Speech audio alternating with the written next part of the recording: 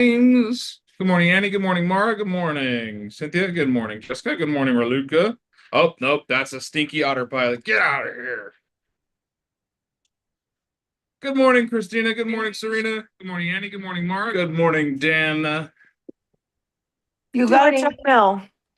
I've had a treadmill. It was at the other house, remember? You guys had seen me on it in the morning when I I was was. about to I don't remember say, I was that. like, Jenny convinced you to get one of those little walking things. I had one at the home office. I just don't. I have a standing desk with the home office. But as you guys both know, I've been working from the main office a lot more. All right. What are your wins, your celebrations, proudness of moments? I had a certain agent actually put a fridge in and like they're supposed to, and there's beams that are replaced like they're supposed to be. And there's an HVAC guy in the works of installing an HVAC yesterday. Today is a glorious day, Dan.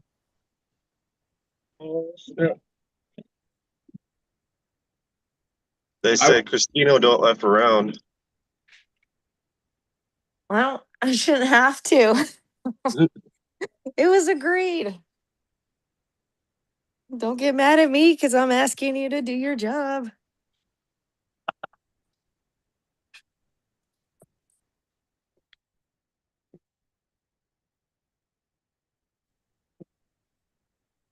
Nothing else? No other wins? Oh, I closed a new build I was in contract with since friggin' July. Yeah, you did. What builder is that, Jim? Does it It feels was like you guys Beezer. who? Beezer. Beezer. I don't know them. Yeah, I didn't know them either, but it's actually But are they in the trap? a what? Dan got it. That's bees in the trap. I know, but it was close enough. I got really good sleep last night, y'all, and I saw an HVAC and a fridge. I just made my whole month. I just laughed because the whatever she said confused Jim for a second. I didn't even know what bees in the trap was. Oh, I was like, Dan always gets my ratchet jokes. I don't know. I figured I was like when you said trap, I figured like you were just telling me like, is it in the ghetto, in the traffic? Oh, The Yeah, so stall. I she mean- bees in the trap. She's in the trap. That's what it I'm is. saying like it's technically my understanding of it wasn't wrong. It was just a different reference altogether. It's like when it fails successfully. yep. I still don't get it. You Are don't we need trapping real estate this morning? right? Like Aaron said, I should not even on call yet. Aaron said if you've got gang signs in your Facebook profile, don't add me, add your probation officer. So, all right, other wins, celebrations. I set 2 appointments for my DTD2 this week. Oh, nice. I know. That's awesome. Look what happens when you do See your what happens. Yep, when you do your homework. Yeah, it's crazy. Jim, listen. Jim, listen. Jim. What? Huh. I don't know what that means either. DDT2 worked. For those of you who don't know what the D2 is, it's do the database 2 times, but it's actually 4 times a year. So what it is you're doing the database 2 letters at a time, starting with A and W on a schedule every Monday, calling everybody in your database 4 times a year. I did realize that I lost out on a piece of business, so that really pissed me off. Doesn't take much, does it? Ooh, that's the fun part about calling old open house contacts. Half of them I've already transacted. You're You're like, son of a, I wish I followed up.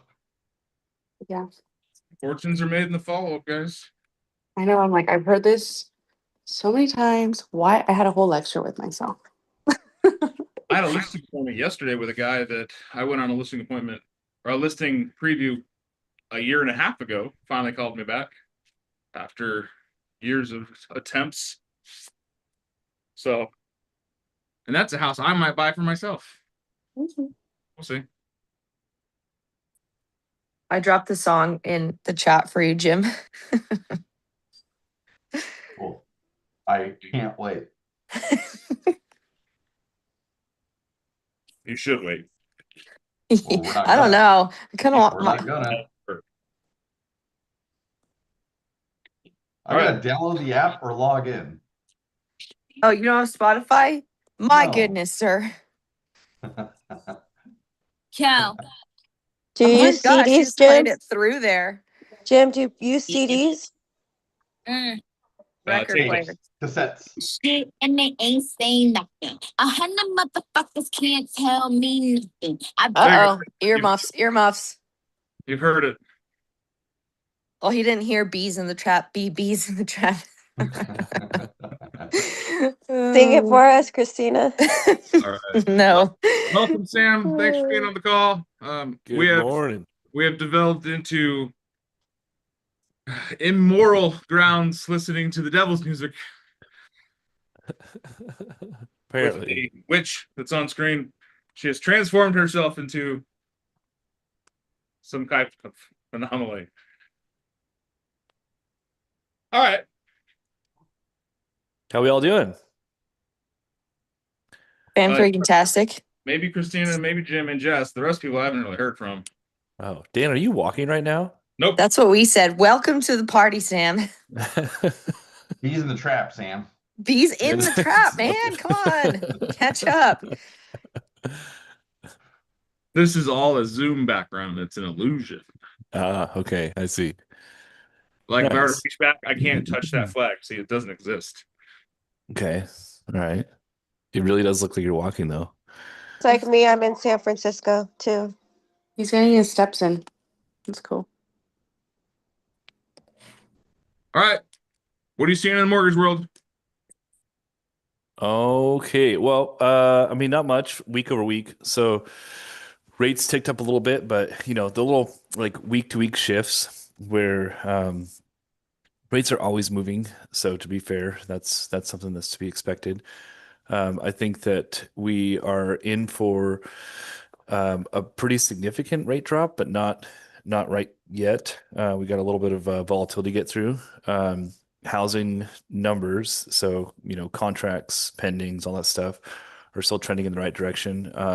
Inventory is still super tight, which that obviously supply and demand thing. If rates do come down too low, well, inventory is still really tight. It just is gonna, we're gonna have 2020 all over again, where we'll have super inflated housing prices. So I think that while rates probably could come down another 1/8 to a quarter, they're still holding and letting the market sort of dictate that on a week-to-week basis, just because of the inventory. So the bigger thing is, I think that we're making a lot of progress with international trade and relations, despite contrary, opinions, and that I think that is a bigger impact on long-term inventory than anything else, because we need new construction starts. And there are a lot of states that are beginning to kind of move in that direction, but it is still an issue that persists sort of nationwide. So what are you seeing in your local neighborhoods, markets, all that stuff? Give me Houses some sitting feedback. forever. Yep. Yeah, I felt like stuff was moving for a while there, and then we just like hit a wall again. Yeah, We're first 2 still weeks of moving. February, things were gold. Second 2 weeks of February, things were not. And now we have a war in the Middle East again. Yeah, things are kind of bronze right now, I think. Yeah. I mean, the reality is the market moves on emotion more than it moves on data. And, when you talk to, like, I would say 8 out of 10 people you talk to about making just a big purchase, not housing, they're going to be a bit undecided. We don't know if now's the right time. So there's always going to be stuff, I think, that the kind of the shitty thing, but a big thing to realize is I'm going to butcher this quote, so you'll have to do your own research on it. But it's something like, hold on, let me look the quote up just so I don't butcher it and actually give I you the right love Sam. context. Sam says, somebody said something smart. I don't remember how it went. Look it up yourself. That's what we call mentorship right there. 100%. Teach a man to fish or give a man a fish. Sam's all, what's a fish? Teach the man to fish and he'll lead a horse to water for you. Let's see. Hold on. I'll find it because it's really good, but it's basically like, I think it was a Warren Buffett quote, and he says something about, the time to make money, or the best time to make money is when there's blood in the streets. And it's very cryptic and like kind of just an overall really bad connotation around that. But the reality is when there is a lot of volatility, when there's a lot of indecision, when people are afraid to move, if you can be the first one to move and be decisive, that's when you can really seize opportunities. So from an investing standpoint, I know that I've seen more opportunities in the past 2 weeks than I've seen in the last, 24 months combined. Because the reality is, regardless of what the market is doing, regardless of what the overall sentiment is, people still have real life situations that have deadlines and timelines, and they have to do stuff. So, some things we know, right? Personal debt, credit cards, student loans, things like that are at the highest we've seen in a long time. There's still, we're still dealing with that. We're still dealing with a ton of trapped equity nationwide. So people still have to sell houses. People still have to try and reallocate debt loads. We still are seeing a large portion of our working class that have been like the predominant earners of the past 20, 30 years, getting into the age now where they're starting to downsize and look at, retirement and things like that. So there are a lot of opportunities that exist. We just have to find them. We have to have the right conversations, ask the right questions, and make sure that we're giving the right data. So I would say be encouraged. There's two different types of people in this industry. There's the sailboats and there's the steamships. And the difference is the sailboats kind of go where the wind brings them, where the market dictates. The steamships kind of just stock up their furnace and go where they need to go. So who are you going to be? That wasn't rhetorical. Jim, who are you going to be? Steamboat? Steamboat. Sailboat. There we go. Chig chig. Or is that a train? I don't know. Like Close steam's enough. involved. Yeah. Put a little choo-choo train going on there. Yep. Sam, it was just like my grandpa used to say, give a man a fish and he'll cross that bridge when the early bird catches the fat lady. My grandma said the same thing, but your grandpa said that, so they must know each other. It's a great quote, guys. A lot of truth in that, Yeah. He said, I want you guys to really go back. Let's go back like 92 seconds. And Sam said, the market moves more on what than what? Emotion, then data. Right? Isn't that true for what our business is, right? People rely more on how they feel than what they can prove. And right now, buyer confidence is in the toilet. It's weird. So how do we create confidence? How do we get people to be like, okay, now's not a terrible time to buy? Anyone ever seen the 4% yield or the trend graphic in real estate? Starting in the 1950s and coming into now. How far off are we from the yield?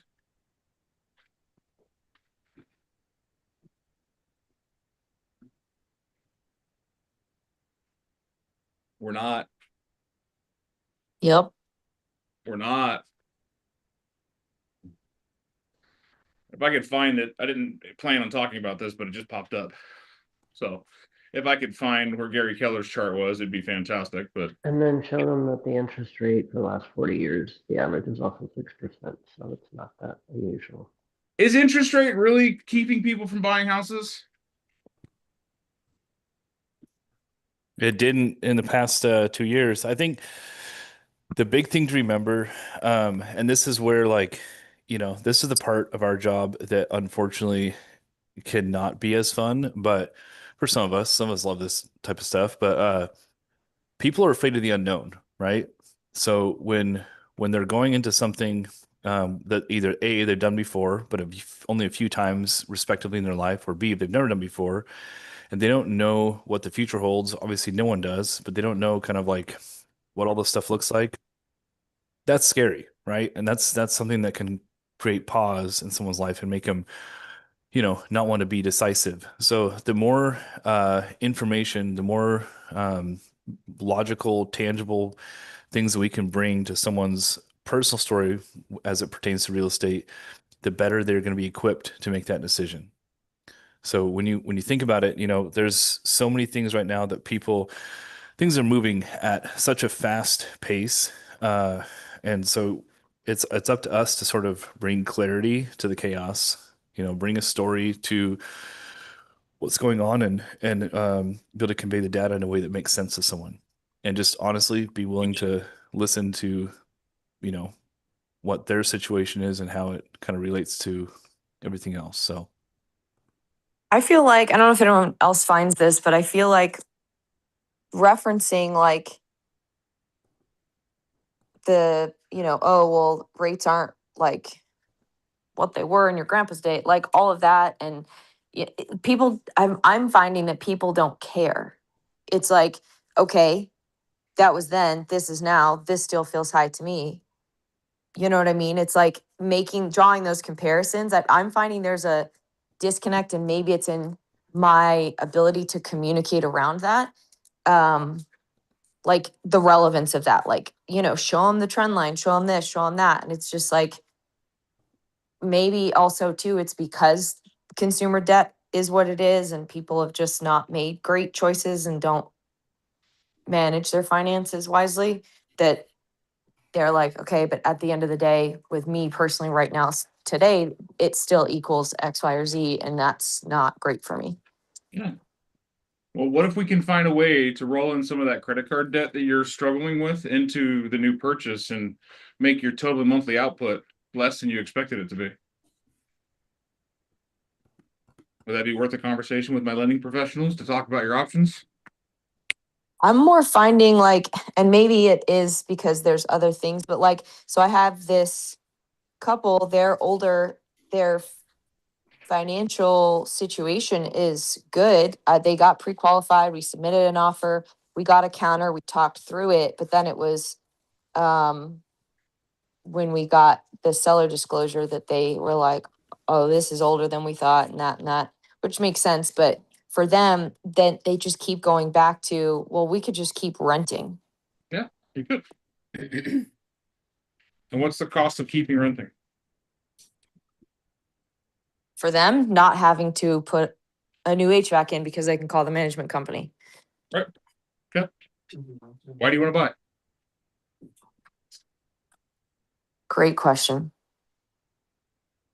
Ultimately, it comes down to, like Sam was saying, asking them questions, get to know their story, because does it make sense for everyone to buy a house? No. Oh, right. If you are so averse to risk, then rent.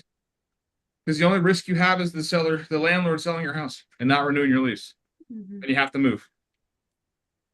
Well, if you want to buy a house because you want to do X, Y, and Z and create a bird sanctuary for all of your pigeons, whatever. If the risk outweighs the reward, you're not going to do it. But if we know why, then we can find the avenues of finance to get them there. Like there's this house yesterday with Jess and I went to it. It's, oh God, it smells so bad. My nose still burns with the smell of inside that house. But I'm like, you know what? I asked her, I was like, babe, I think we could probably get this at $240,000. It's worth $350,000, and it needs probably $30,000 worth of work. Margins are good. And on the way home from looking at the house, she goes, where are we going to find the money? I said, I think that's the easy part. And I don't know how, but I'm going to find the money because I think that's the easy part. It's finding the opportunities is not. It's finding the motivation is not. Risk versus reward. So I ran through the scenarios in my head. I ran it through my AIs, and I had a good conversation with the smartest person I know, and that's my pocketbook. And it's got to come down to why. Why are we doing it? If you want to stay risk adverse, rent. Go get a 9-to-5 job that pays your bills, pay your taxes, hopefully retire when you're 75. If you're lucky. Fortune favors the bold.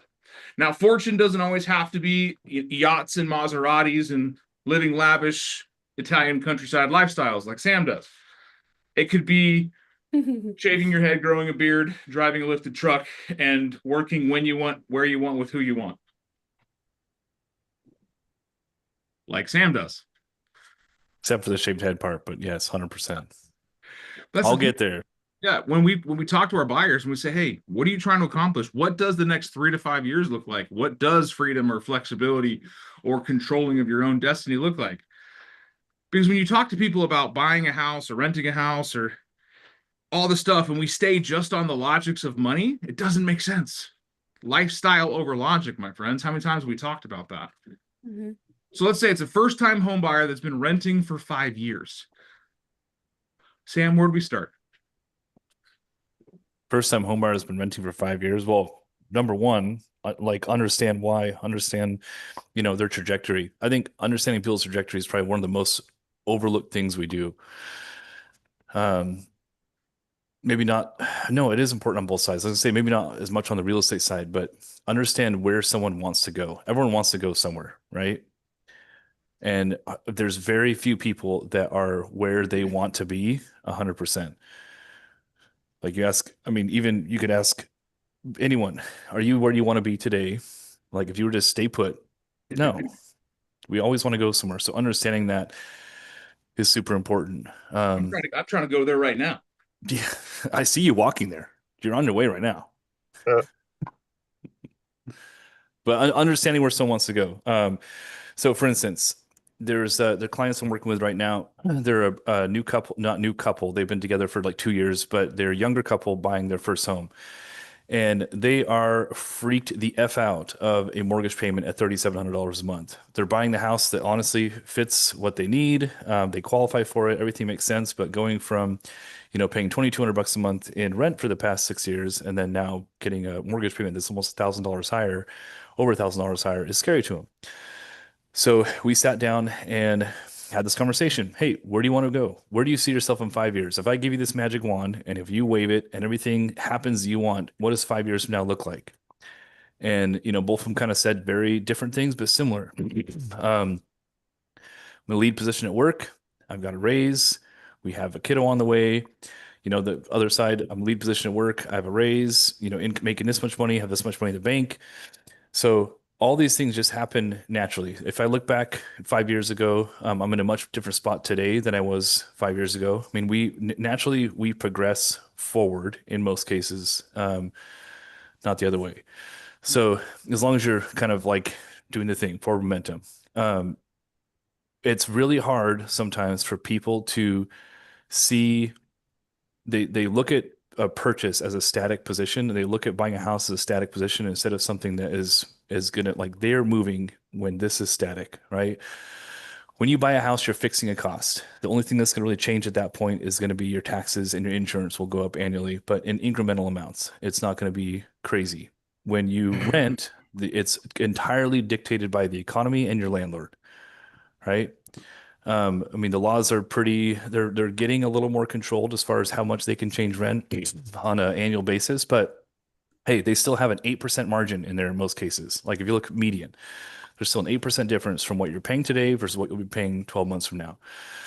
So when you talk about homeownership and that whole decision-making process, for the client, you have to understand that like where they're making a purchase today that's going to fix a lot of their costs, and they will keep progressing forward, right?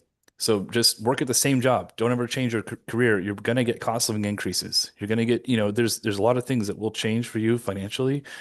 And a lot of people fail to realize that because it's tough sometimes to like pull yourself out of your current situation and like actually analyze where you're going and analyze where you're at. So I think that, a really, really important thing for us, we've talked about this before, but especially, not especially on the mortgage side, on both sides of things, is to really help people dissect and analyze and take inventory of where they're at and where they're headed. You don't do that enough. We try and figure out like, hey, is this house perfect for you? Does it have the right doors and windows? Does the color inside, does it feel like home? Does it match the vibes? That's all great, right? We want to live somewhere that makes us feel good, but actually understanding like, the data behind that purchase and helping them tie it to themselves is what makes that compelling. What makes that decision more than just an emotional, it gives them the data behind it. Said a lot of things. I don't know if that was a cohesive thought, but you guys pick up what I'm putting down? Definitely. Yeah. Yes, it's very informative. I really Thank you, Annie. I like that, Sam. I appreciate you sharing that. From an investor's standpoint, that's what it's more about, the numbers. And I like the idea of making, because really we want to look at our vision goals and where are we going to be in the next 10 years, and how is this house making that, whatever that monthly payment, how is that going to help us get there, and not being so worried about the bells and whistles, but more about how we can help ourselves and our future generation, and I think a lot of people don't think about how we can turn it around in a couple of years and get it to something bigger and better, or looking at the long run or the grand scheme of things. 100%. That's the most overlooked thing, I think, is every purchase is an investment. Every purchase in real estate is an investment. We're not buying a new hat or a handbag or something like that. We are buying a tangible investment. And so you kind of have to look at it through the eyes of an investor. I mean, 100% it's emotional, right? Even in investing, like I said before, the markets are dictated more by emotion than they are by data. So you have to look at this through the eyes of an investor, and you have to help your client do the same thing, because that's what it is. At the end of the day, they are purchasing an investment.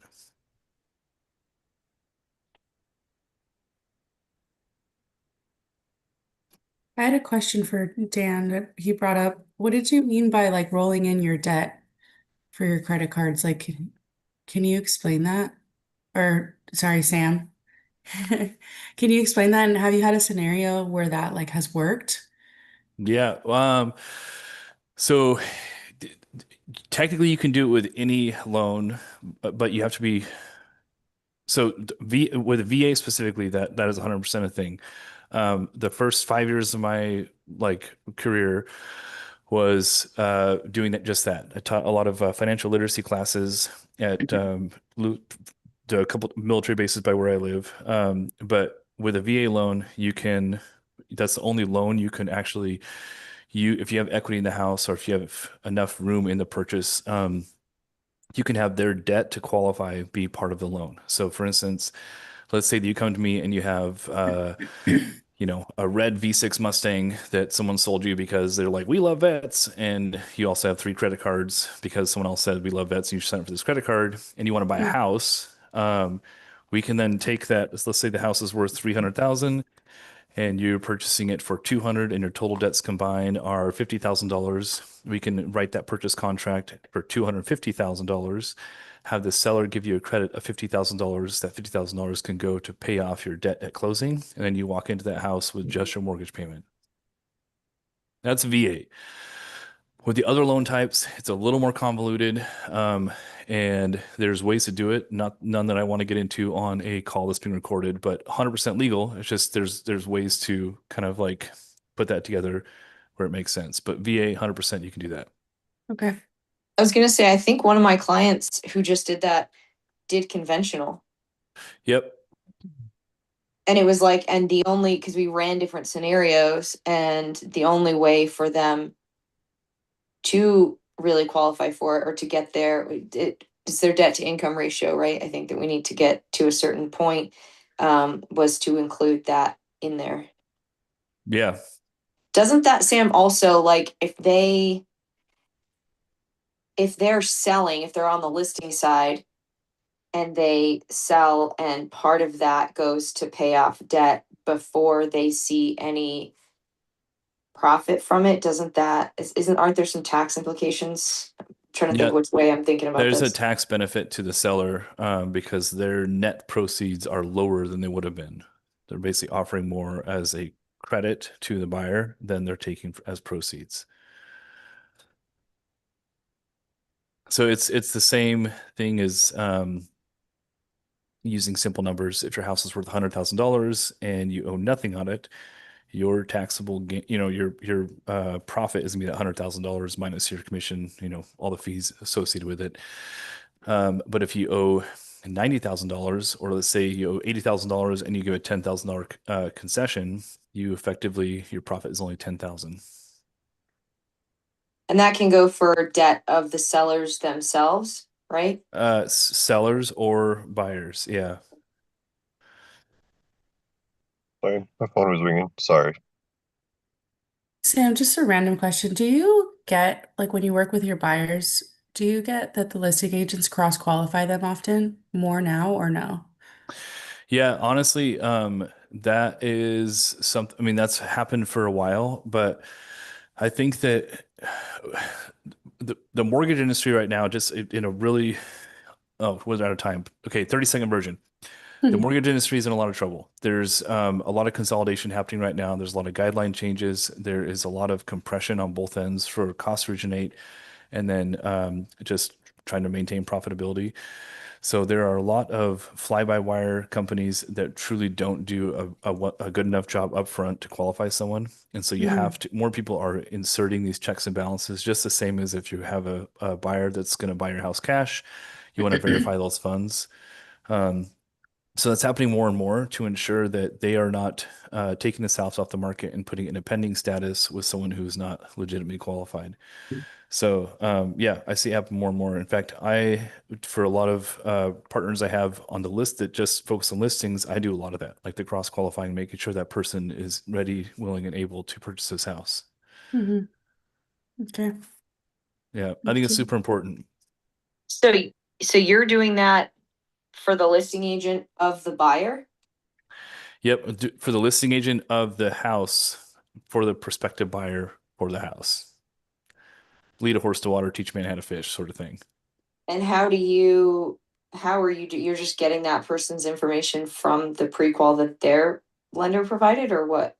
Yeah, so with my AI company, so Lume, well, formerly known as Lume, it's every LO now. We can really quickly import the 1003 and their credit application and run it through proprietary AI software, and it can tell us whether or not that person qualifies for the loan and all the different parameters they qualify for in like 30 seconds. So it's not a huge thing for me to do, but it allows me, without pulling credit, to analyze what they provided and say, hey, yep, green flags, or no, red flags. This is probably not going to work. What were these questions 23 minutes ago? Because you had to prime the pump, get our brains moving. I had to drink my coffee a little. Guys, beggars can't be choosers. When the writing on the wall, you built in a day of lemons. All right. Wow. I love that quote. Have a great day. Sam, thank you for being awesome. For those of you who don't know Sam, you need to know Sam. He's in our group chat. He's in our lives. He's in our hearts.